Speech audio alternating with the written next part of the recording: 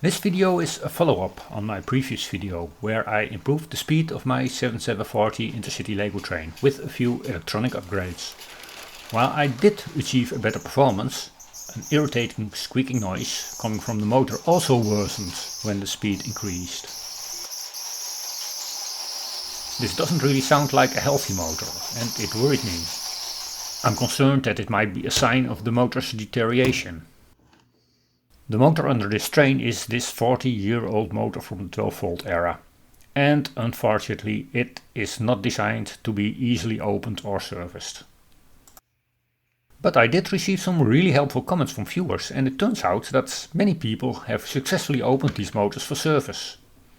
I've also found some very useful videos on YouTube. I've included the links in the description below. Be sure to check them out. So instead of redoing those videos, in this video I will attempt to open the motor and investigate what's causing the noise. The motor is glued together, therefore I have to cut open the glued parts. Still stuck on one side, so this side needs some cutting. And finally, the motor is open.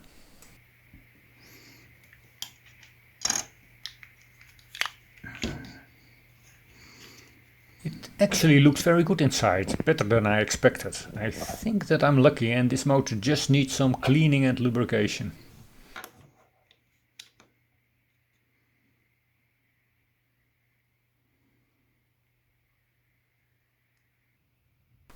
The wheel axle has some dust and hair in between.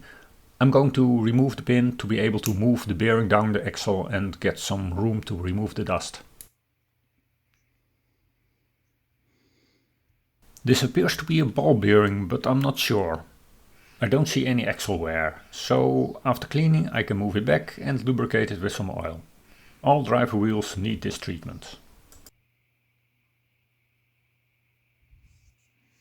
Also, the motor axle requires some oil. This requires some precision because there should be no oil spill on the commutator. And when putting everything back together, the gears on the end of the motor axle get some silicone grease because of the plastic gear on the wheel axle.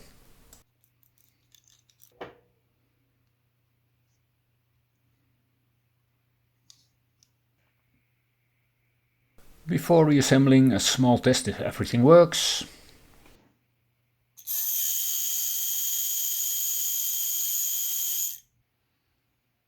I use a power glue to glue the parts together.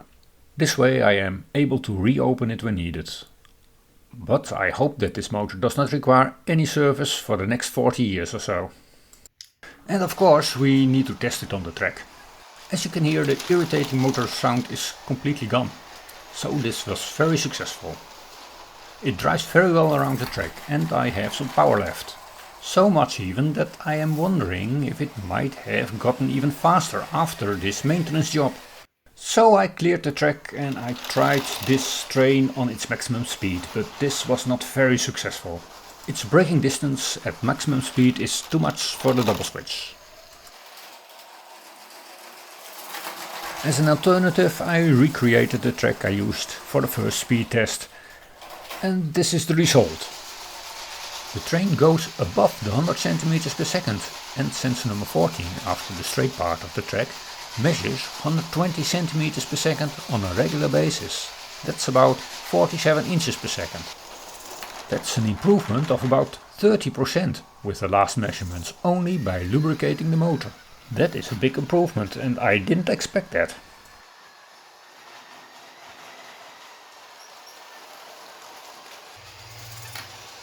So that's it. I'm happy with the result. I hope you enjoyed the video and maybe I inspired you to do the same maintenance on your 12-volt motors. See you next time.